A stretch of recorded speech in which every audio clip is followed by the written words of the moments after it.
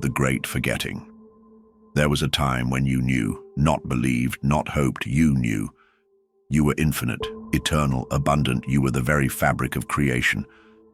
But something happened, a forgetting, a fall, not from grace, but from memory, from the divine knowing of who you truly are. And so you began to chase money, chase status, chase meaning, as if these things were outside you. But now, right now, you are being called back to the truth, back to the codex, back to the infinite. Chapter 1. The Inner Vault. The greatest lie humanity ever swallowed is that wealth is something you earn, that you must hustle, sacrifice, burn out and prove your worth to receive abundance. But wealth is not earned. It is accessed. And the key is inside you. There is a vault buried not in soil, but in your subconscious mind. It holds codes, energetic blueprints programmed into your soul before you were born. And every time you think a thought, feel an emotion, take an action, you either align with that blueprint or resist it. The key is not force, it is frequency. You don't chase the money, you tune into the wealth. Chapter 2. The Law of Divine Echo. Every desire you have is an echo, a signal from your higher self, reminding you of a destiny that already exists. Desire is not lack, it is guidance. But the world taught you to fear your desires, to call them greedy, to settle, to suppress. And so, millions wander asleep in daylight, wondering why their dreams decay in silence. But listen closely. The law of divine echo says this: whatever you long for already exists. And when you believe that, the echo becomes a path. The path becomes an opening, and the opening becomes your new reality. Chapter 3. Money is a servant. Money is energy.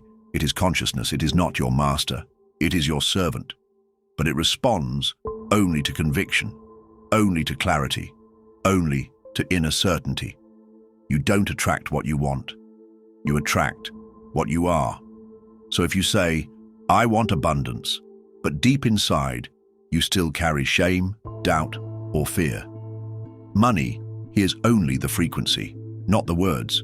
True wealth flows to those who know they already have it. You must become the vibration before the manifestation. Part 2. The Reprogramming of Reality. Chapter 4. You are the signal. Every second, your thoughts send out a signal, not a metaphorical one, a real, measurable frequency. The universe doesn't read your words, it reads your resonance. So when you say, I want to be rich, but you feel unworthy, your broadcast is lack. You are always broadcasting, always creating. The question is, are you doing it consciously? To unlock the codex, you must shift the signal, not once, not occasionally, but consistently, until wealth becomes your default vibration. Chapter 5. Wealth is a memory. Let this sink in.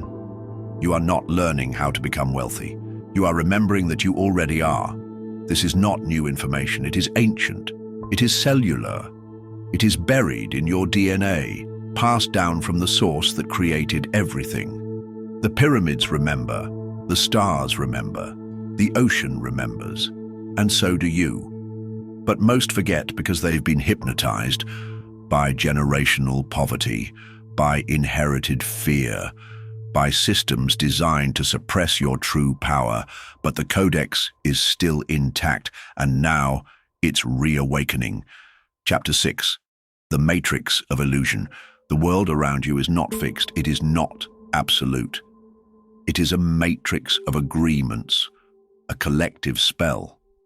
You were taught to obey the rules, to play small, to trade time for money, to climb ladders built by others. But infinite wealth lives outside the matrix. It lives in the realm of creation, not competition. It flows to those who bend time, not trade it. When you realize money is made of belief, you stop chasing and start shaping. You start bending the code. Chapter 7. The Alchemy of Emotion. Emotion is not weakness. It is alchemy. It is the furnace through which raw thought becomes gold. Gratitude unlocks access. Joy magnetizes opportunity. Peace creates clarity. Desire fuels direction. But fear freezes the code. Shame scrambles the signal, and doubt deletes the blueprint. You cannot manifest infinite wealth from a place of emotional poverty. To become a master, you must feel like one. To receive like a king, you must think like one. To create like the gods, you must remember you are divine. Part 3. The Codes Within. Chapter 8. Ancient Wealth Codes, Hidden in Plain Sight. The ancients left behind clues, symbols, structures, numbers, sacred geometry carved into stone, frequencies encoded in pyramids, temples, and chants. Why do you think gold has always held value? Because it carries memory, not just monetary worth, but spiritual resonance.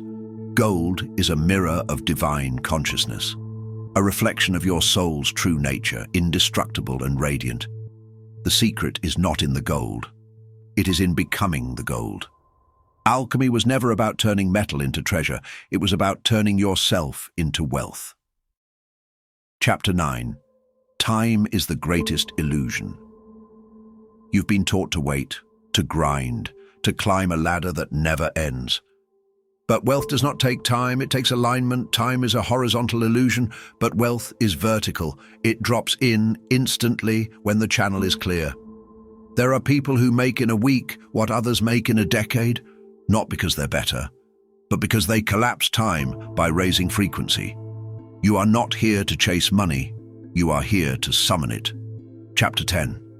Generational Spells. You did not create all your limits. Some were inherited from parents, from ancestors, from systems that kept your lineage in survival mode.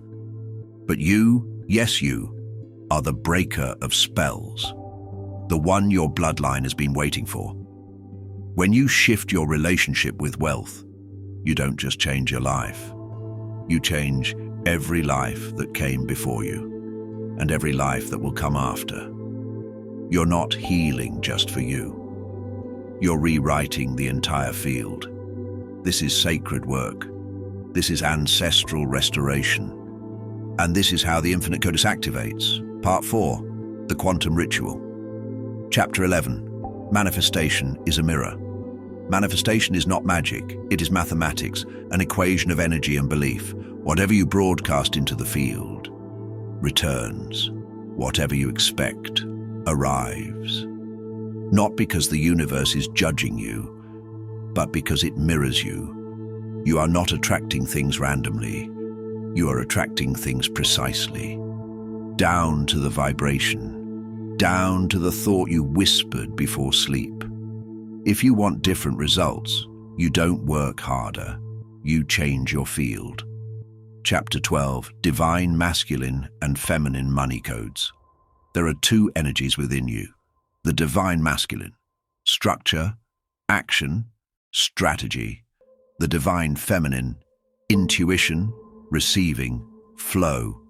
When you're too far in the masculine, you hustle endlessly and burn out. When you're too far in the feminine, you dream big but take no aligned action.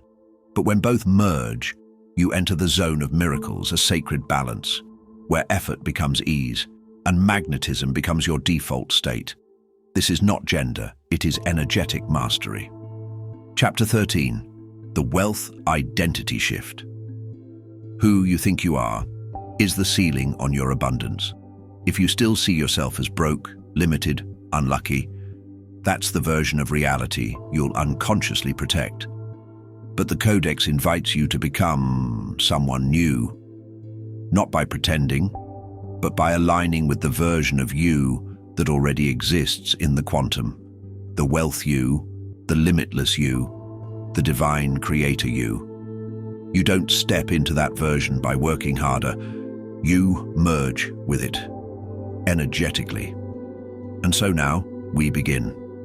Quantum activation, spoken, slowly, repeated, softly. Repeat these phrases aloud or silently. Let them sink into your subconscious. Feel them as truth. I remember who I am. I am wealth in human form. Money flows to me because I no longer resist it. Every cell in my body vibrates with divine abundance. I am no longer waiting. I am now receiving. I trust the process. I trust myself. I trust the source. I no longer chase. I attract. My aura is magnetic. My life is the proof. And so it is. All right, here's part 5 of the secret codex of infinite wealth. This part goes deeper into soul contracts, legacy energy, and how to live as a walking portal for abundance. We also close with a slow, powerful energy sealing ritual to keep your viewers entranced until the very last second. Part 5, Becoming the Portal. Chapter 14, The Sacred Contracts of Wealth. Before you were born, you made agreements, soul contracts with wealth, purpose, and destiny. Some of you agreed to break chains, to alchemize lack into legacy, to turn pain into portals of prosperity. These contracts live inside your subconscious, and they activate not by force, but by remembrance. If you've ever felt like you were meant for more, it's not ego, it's encoded memory. And the codex is waking up. You didn't come here to suffer. You came here to liberate others by embodying wealth without shame. You are the proof that freedom is possible. Chapter 15. Becoming a living vortex. Infinite wealth doesn't come to you. It comes through you. You are not a container. You are a conduit. When you speak with power, act with purpose, serve with love, you open a vortex. Ideas land, opportunities appear, synchronicities stack, money flows. Not because you're forcing it, but because you're aligned with your original divine design. You are a walking frequency, and when your frequency is love, truth, and prosperity, the universe obeys. Chapter 16. The codex is you. There is no book, no spell, no secret outside of you. You are the codex. Your voice is the code. Your choices are the ritual. Your faith is the activation. The most sacred wealth portal is your nervous system. Calm it, bless it, command it.